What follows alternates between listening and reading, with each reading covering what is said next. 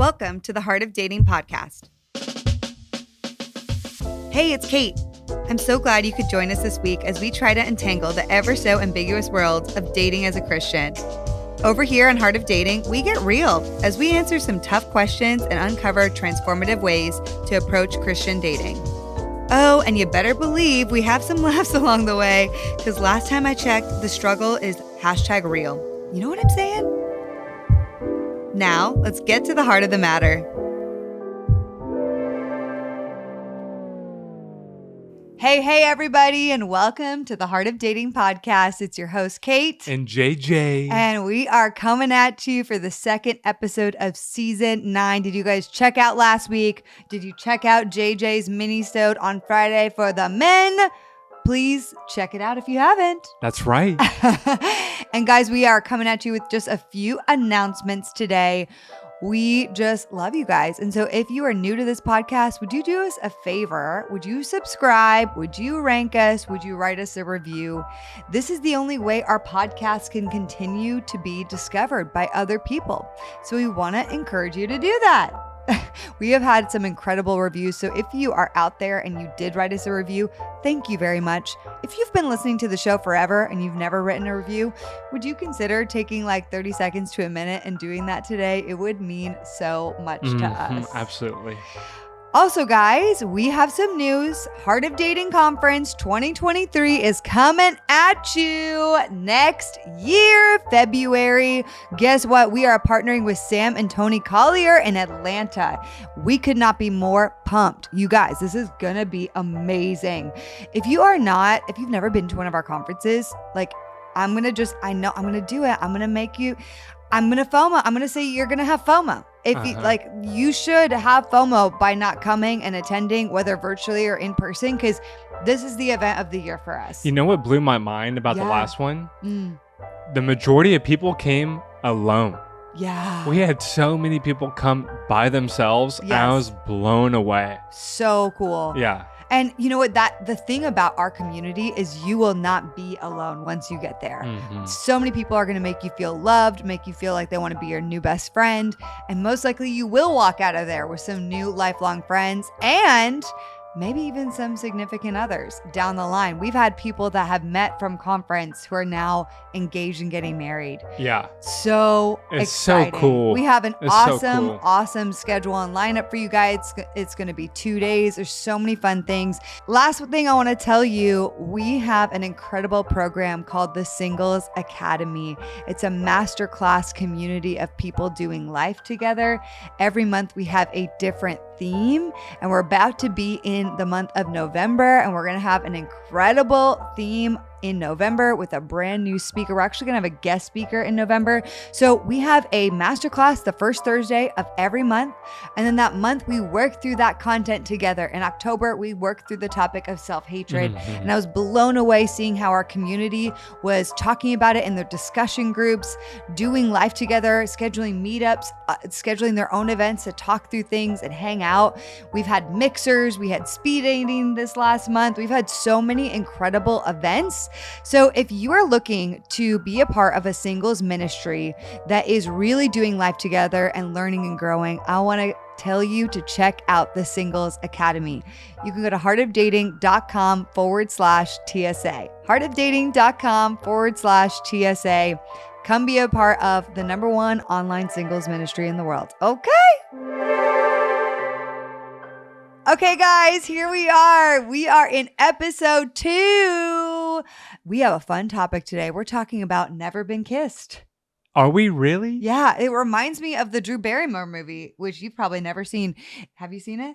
Have never heard of it. Okay, it's a rom-com from like the 90s, Drew Barrymore. It's called Never Been Kissed. And that's what we're talking about today.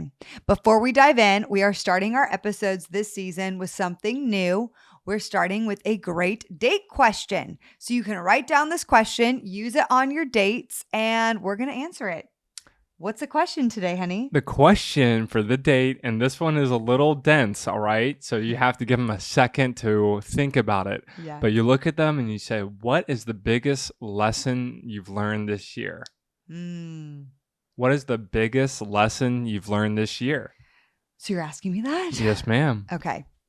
My biggest lesson has actually been recent. I would say there's more than one lesson this year, but my biggest lesson is truly a reminder of my favorite life phrase, who are you becoming by the things you're doing? And when we were in wedding season, there was so much going on. I often default to being misproductive, and that is what I love to do. I love doing all the things, and I love doing it with excellence.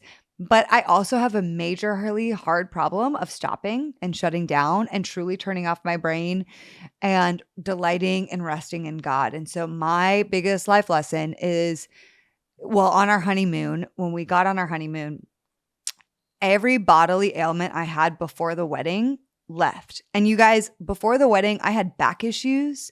I couldn't walk 3 weeks before my wedding. JJ had to roll me around in a wheelchair at Disneyland on my birthday because I really couldn't walk. It was I was scared, to be honest, in some ways. The night before my wedding, my jaw locked and I couldn't really talk.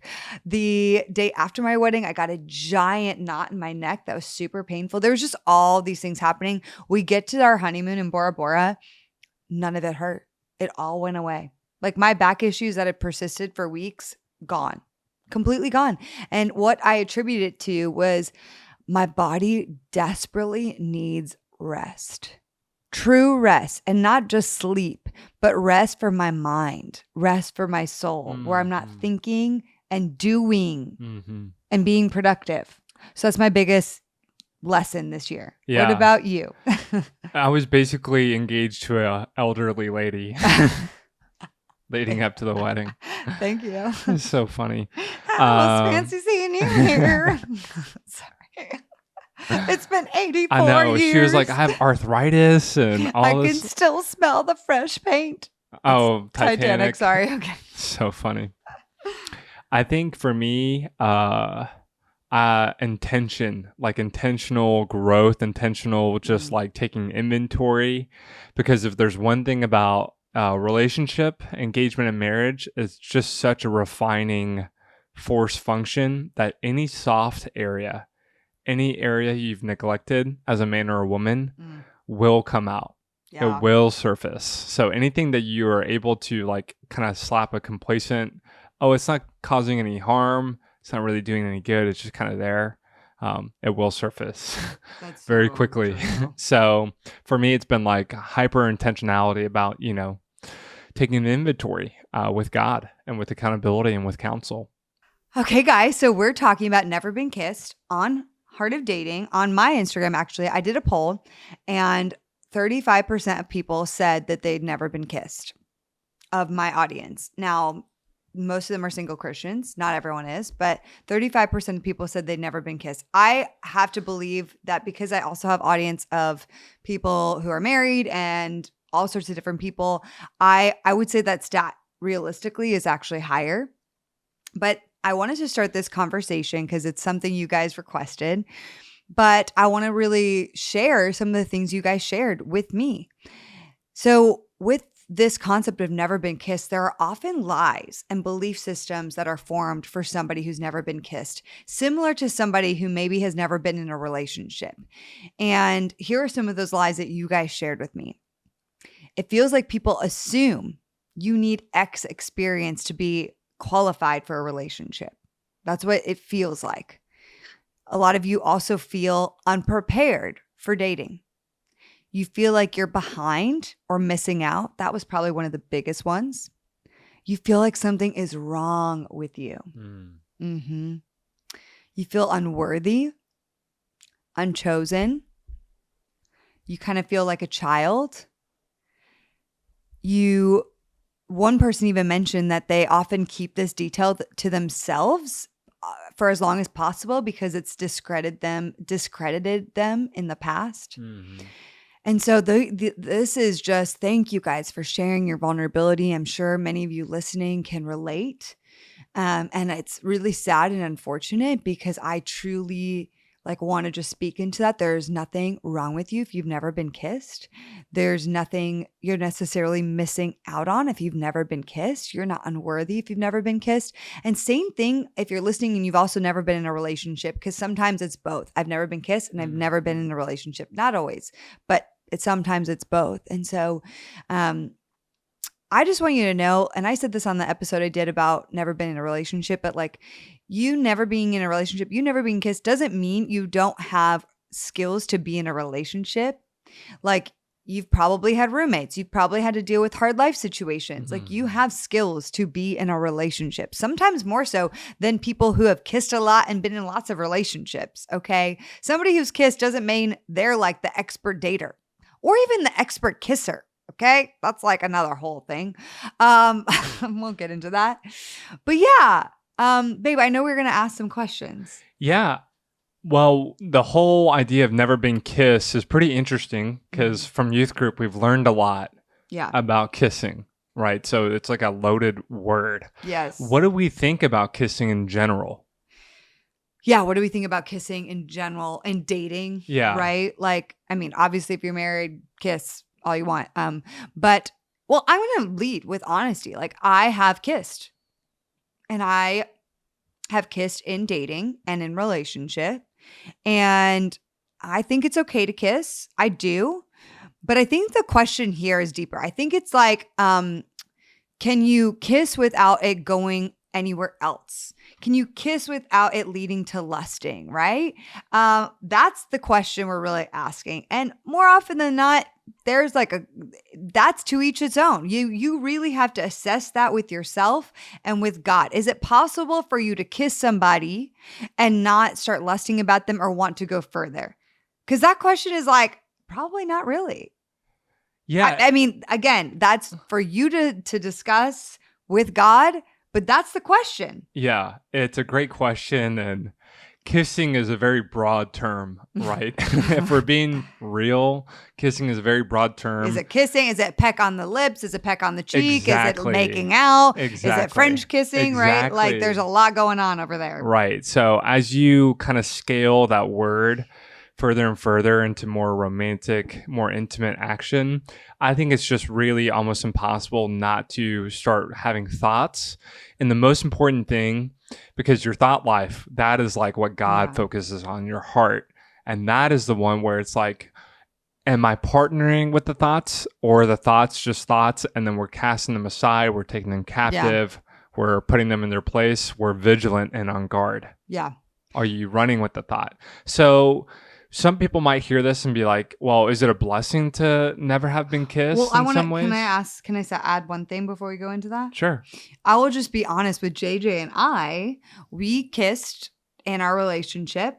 And then I will say, this is just true honesty hour, that towards the end of our relationship and especially engagement, moving into engagement and in engagement, we decided that kissing to the point of making out was not a win for us. And so we eliminated that in our relationship. Yeah, that was the best thing we did. Yeah. For sure. Because I love that analogy. Like, if you're not going to bake a pie, why turn on the oven? Yeah. Like, why heat it up? Why go there if you're going to just like try and go up to the boundary and just stop? Yeah. It just really served no point for us. And so we were like, we're just not even going to be, for us, and this is a buzzword, but tempted. Like we were just like, we know ourselves. This isn't really it's not really serving us well. So we're going to hold off. And we did honor that for the most part throughout our engagement. Yeah. It just comes down to one question. Is it worth it? Yeah. Like, is it worth going there? Yeah. Or is it more worth just not? Like, and for us, there was just a point where it just was not worth it. And more importantly, it was worth waiting. Yeah. It was worth waiting. The whole intimate experience of it was worth waiting for. Yeah. So go back to your question because I cut you off. Well, the question is, somebody might look at this and be like, well, is it a blessing, right? Is it a great thing that I've never been kissed in some ways? Yeah. In some ways it could be, right? Because for me, I mean, like I kissed a lot of people. I have, because I mean, you guys, if you know my story, I've dated so many people in my past and started kissing from a very young age. And I'm just going to be real. For me, it did lead to ties, like some physical and soul ties with some people. It was not a win for me to kiss all those people personally. Like Mhm. for me, it was not a win. I also realized that for me, I often used it as a mechanism to try to get a guy to like me. And that was also not a win because I'm like, I'm going to do this because it's, I think what he wants. And then I'm hoping he likes me. Yeah. If I'm just being really honest. And Mhm. it created a lot of shame for me as well. Cause there was a lot of times I kissed guys that I actually didn't want to kiss.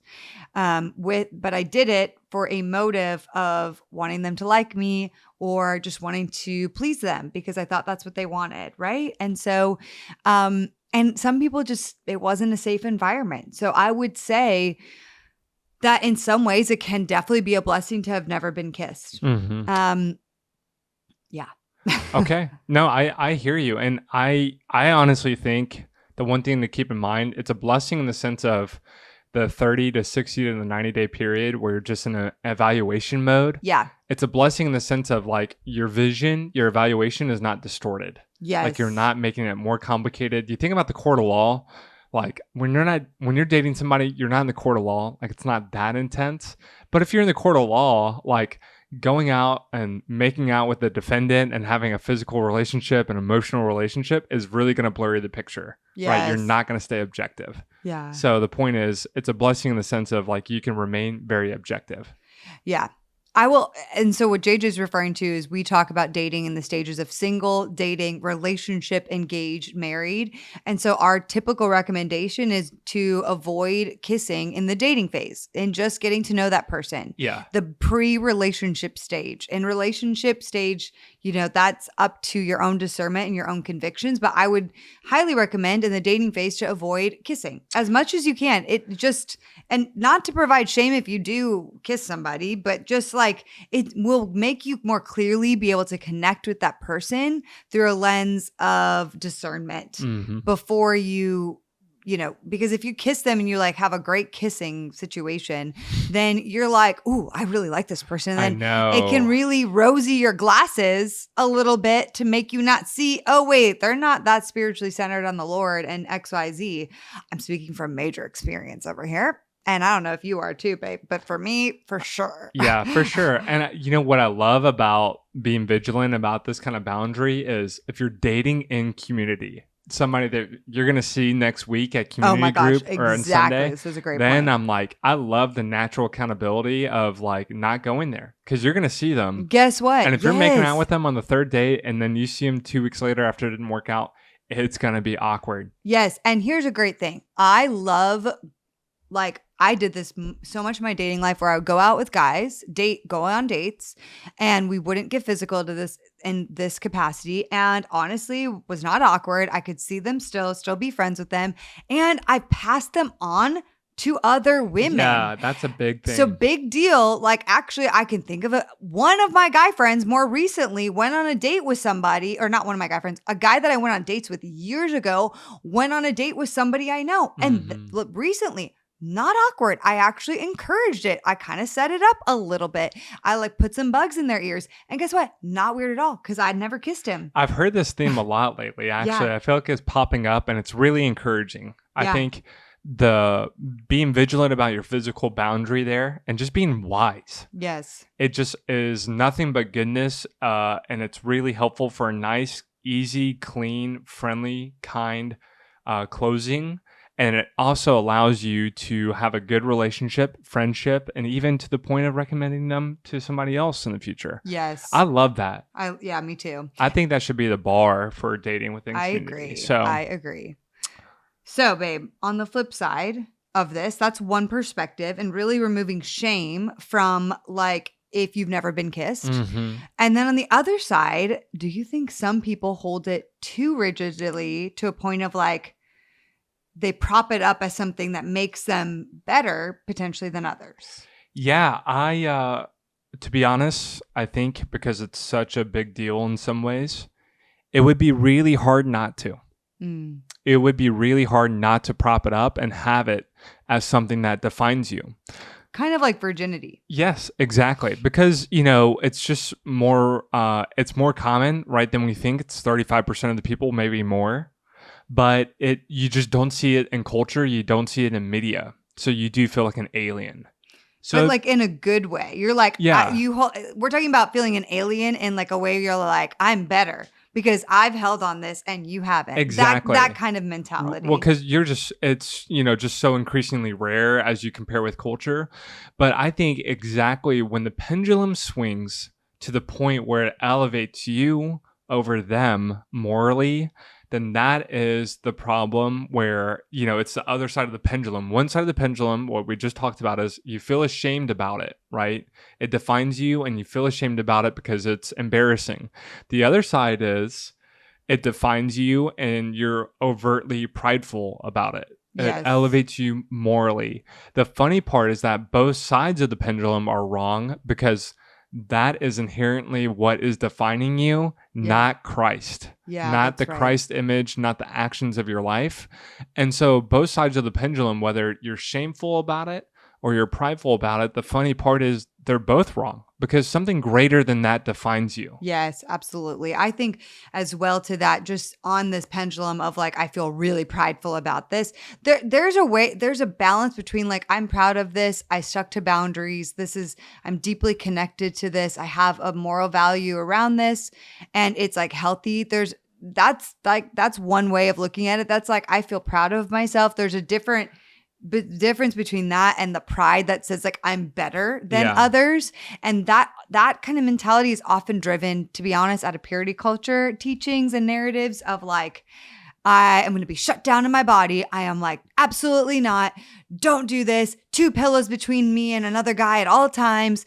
Stay a foot away from their face. I'm like reflecting on all the stuff I learned. And like, that's like makes you better. It makes you better. It's like you are closer to Jesus if you do those things. Exactly. And that is a lot of unfortunate, like toxic purity culture teachings in those ways. Yeah. The great litmus test for yourself right here, whether you're on one side of the pendulum or the other, is if that thing changed about you, whether you've never been kissed and you kiss somebody, or you've kissed a lot of people and you've kissed one less person, does that change the value? Mm-hmm. Does that change your identity? So if you're here and you've never been kissed and somehow, some way you went on a date, a couple dates, and you kiss somebody next week or two, would that change something about you? Would your identity and worth and self-value be different before and after that kiss? And if it is, then you might have a little bit too much stock in the fact that you've never kissed somebody, and vice versa. If you kiss a lot of people and you go back and alter history and you kiss one less person and your self-worth and your value and your identity changes, then you might have a little bit too much stock in your past and how many people you've kissed. Yeah, it's a great way to look at it. Yeah. With the balance that I would just add that if you've never been kissed and you mainly struggle with shame and embarrassment from that, there is space for you to feel proud about that. Mm-hmm. There is space for that. Absolutely. We want you to get to that. We're just trying to speak to both people because there's going to be both people listening to this, right? For sure. Somebody who feels deeply embarrassed and somebody who feels deeply prideful. And actually, there might be people who are deeply prideful about it, but also deeply embarrassed. Uh-huh. So we're just speaking to the soup of people that may hear this episode. I also want to quickly speak to 2 things. One, this got brought up. Shame from being kissed when you did not provide consent. So there were some situations where you may have been kissed and it was not consensual or not safe. And maybe it was like at the end of a date and just somebody forced kissed you and you were like, whoa, whoa, whoa. Like you didn't even see it coming or whatever the situation is. God forbid it's something abusive. I think, especially if it's an environment where it's not abusive, but like you're just on a date with somebody and then they kiss you. I would say for the men, always asking for consent is a good idea. If that's something that you desire, always ask before you kiss, because here's the thing for the guys. If asking for consent is going to kill the mood is not even really that great, right? Because that should not kill the mood. Yeah. There are some people out there that are like, I'm the cool Christian. Like asking for consent does not have to kill the mood, everybody. Okay. I'm for my ladies. Okay. Because usually, let's just be honest, usually the guy who's going in for the kiss, right? More than likely. So for me, this is what I've done because I have a hard boundary. on the first dates, especially no kissing, that I just bring it up somewhere in conversation. Like, hey, I just want to let you know. So this isn't like any sort of awkward ending, just in case, that I don't kiss in the beginning of dating. And so, and it has nothing to do with me not being interested in you. It's just a boundary that I have for myself. And I wanted to let you know. It's so creative. I love it. And It avoids those awkward endings where I'm like avoiding eye contact, giving them the awkward side hug, hoping that like they don't go in for one, Yeah. you know, Yeah. because honestly, I would have kind of judged some of the guys if they did. So it was also better. Well, I think it's just helping them out. It's just being Yes. kind and helping them out. If you do want to kiss them, you can even weave in a compliment of, you look very handsome and I had a wonderful time. And I just want to tell you ahead of time, I do not kiss on the first date, although I'm very much tempted to. And if you did, I would, but I can't. You know, it's just something that Something for me. That's exactly. important. And vice versa. You And can guys, just say it ask for safely if you don't want consent. to. Yeah. Yeah, if you are going to kiss, whenever that time is. And then the last thing I was going to say, lost the train of thought. What was it? Oh, got it. For those of you out there listening, if there is somebody listening who does fall into the camp of like, I've made people feel weird if they've never kissed someone or never been in a relationship, then you need to have a heart check. I'm just going to be honest. Okay. There is not something wrong with a person who has not been kissed. Like, you are not more cool, more experienced because you've been kissed. Mm-hmm. You don't know relationships better because you've been kissed. In fact, maybe you don't. Actually, maybe you're a toxic dater. I don't want to put that on you, but just like, you don't necessarily know better because you've been kissed, and you need to have a heart check. And I just really wanted to say that because there are people out there, Christians, who have made the individuals who responded to this poll feel like a child. They've discredited them. Mm-hmm. They've made them feel inexperienced. They're Christian people doing that. So that's why I wanted to say that. I'm like really fired up about that. I know, like, you guys are gonna. Kate's gonna come find you. How dare you make other people feel bad about that? I know. Blah! I know. Let's not contribute to shame narratives. Jeez Louise. I'm sorry. Shame on you for making somebody feel ashamed. No.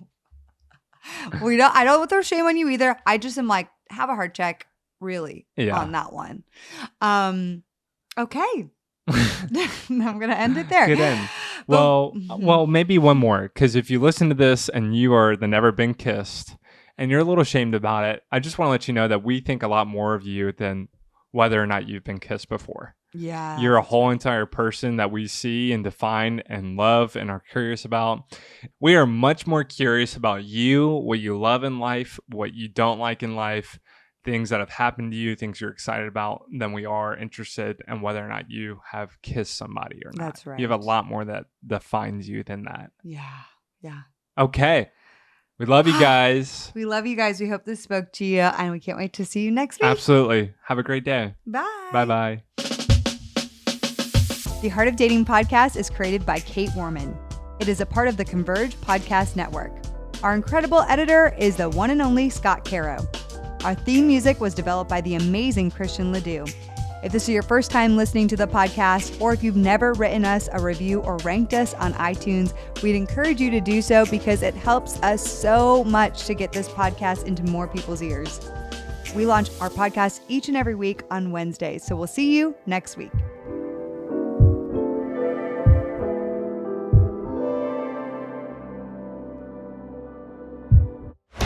This show is part of the Converge Podcast Network.